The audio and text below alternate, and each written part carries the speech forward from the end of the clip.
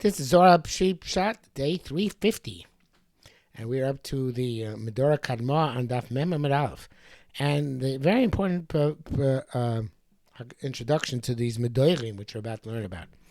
The Nitzutz says, Beitz Chaim Kosa Rav Dezim Zayim Medon Elohein Echole HaKlipa.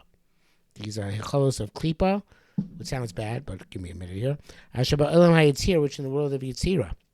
Ki Yitzir Nikra Medorin. In the Yitzir, they're called Medorin, dwelling places. Ubebria, which is higher, Nikra Necholit. They're called Hecholos. Chole Ayin Sham. Veilim Medorin, now here's a very important line. The Medorin Kosa Rav Shem Ben Noga the Yitzira. Then the Klipas Noga the Yitzira. Now, Klipas Noga is not completely bad. It's something, these are things which can be used for good. And that's the whole idea of Klipas Noga. They're the Divrei Rishus. The optional activities in this world, all Klipas Noga. So therefore, they're things which can be used for good and can be used for bad. If you use them for good, you're uplifting their nitzitzis of kedusha. If you're uplifting your bad, you're driving the nitzitzis of kedusha very more deeply into their being locked up and inaccessible. So the idea of most of our vote in this world, according to Kabbalah, is to take the divrei rishus, the optional activities, and uplift them to use them for a purpose of mitzvah. So here we're being introduced to Medorin, and since this is the first time I'm learning this, like perhaps for many of you, the first time I'm ever learning it, so therefore we'll see how it goes.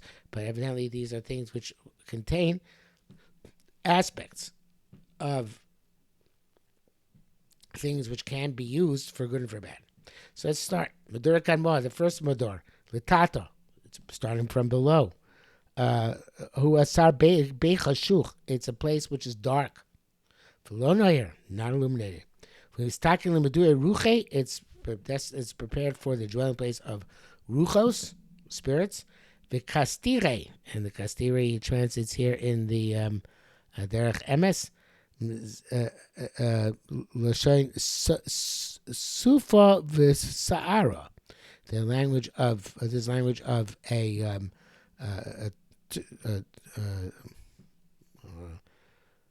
the word just escaped me.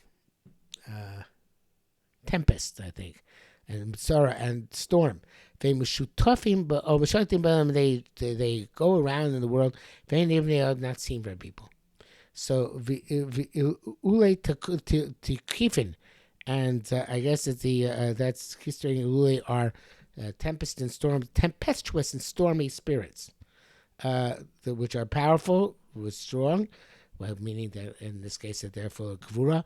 V'lois chaz can't be seen; they're not seen. V'lois be nohera, they have no light. V'lo chashecha, but nor darkness. I guess it's the idea of klipas noga. In other words, they're not completely light, not completely dark. V'liud and not formed. In other words, these are kind of like raw material. V'tama loy didn't be a dia cloud, and they're not known at all. They're not formed.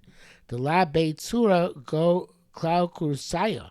They're not in its form, including Kursaya, generally speaking, would mean the Kisa covered. In other words, they don't yet have a place in this world which they can be in which they can be identified as part of the master plan. And on this place, there's a malchus in charge, sort of malchus. I don't know the names, which we're not giving normally to human beings of malach, and we try to avoid pronouncing, but we'll say it with as if it says it with a kel instead of an l. Tahari kel. Okay, Shmei that's his name. V'mei shivin manon, and with him are 70 appointees, 70 workers. Me'ovifin, who will fly around. V'ismachun mazike shvivin dalayu, and they are. Ismachun says in the Nitzuyos they are dissolved from the sparks and the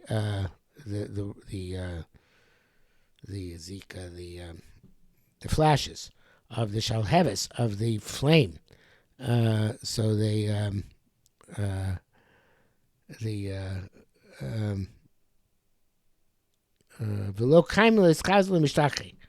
and they can't. They are not. They're not sustained, and not seen, and they're not found. Because I say tzafra, because evidently it's all night. When the morning comes, kulam ischachan, they're all renewed. V'lo kamaton legabehu asar, and they're not sustained in the form of the night before. And when it comes legabehu asar, when they come to a certain place, abdin v'lo mishtachin, they are lost and they can't be found. And they go into a certain hole in the depths. And it can't be seen. And when night falls, they are dissolved from those sparks until the morning comes. Now, it's a fascinating, almost unintelligible place. But evidently, these are, I don't know if these are spirits which existed in the world previously, or are supposed to exist in the world subsequently, but these obviously have great potential. But they are dissolved, and they are not going to come out to their potential unless somebody, I guess, uses them l'shem shamayim. And somehow there are certain activities, tempestuous activities, and stormy activities, which tap into these ruchos and uplift them. And they're not dissolved again, and they don't have to go through the cycle again. But if they're not used properly, they have to cycle back. So, and then it's a lotion of this malchus in charge of them is a lotion of Torah. In other words, take these ruchos, do mitzvahs, and be matayar them. So that's, I guess, the idea of this klipas noiga is that you use this modor to, and again, I don't know how you do it, but I assume, we do our avodah and HaKadosh Baruch Hu does make sure it's supposed to happen, happens. So, but this is the idea that they actually are a mother of ruchos, which are very tempestuous, and it can be used l'shem shamayim. And of course, the Sulam gives a very long and very highly Kabbalistic explanation about what the different olamos, which goes much further than the tzutzaros, etc. But I'm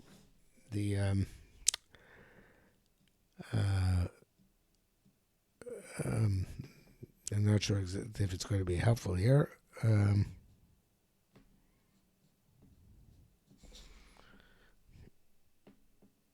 It says they're not seen. In the postum lo or choshech, there's no light or darkness. Lo ezet sur shehi.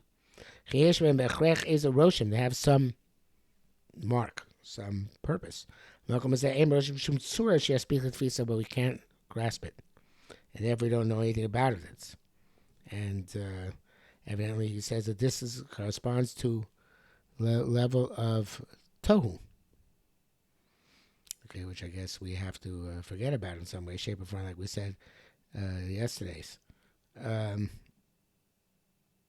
It's not clear from him what the purpose is, but again, they're very, very volatile. And so goes the a great length here.